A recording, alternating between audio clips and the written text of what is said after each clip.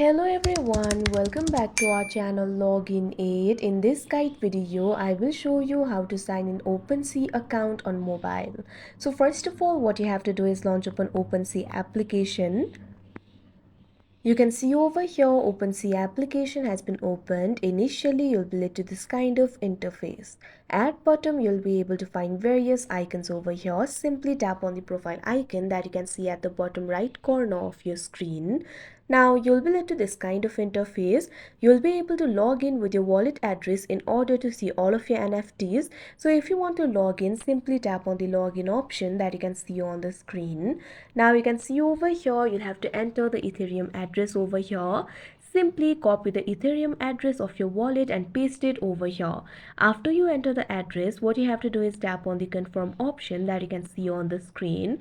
After you do that, you'll have to verify that it is you who is using your account. Simply connect the wallet by following the on-screen instructions. After you do that, the wallet will be connected and you'll be logged into your account. So like this, you'll be able to log into your account. So that is how you sign in OpenSea account on mobile. I hope you found this video helpful. Thank you for watching. Make sure to like, share and subscribe to our channel.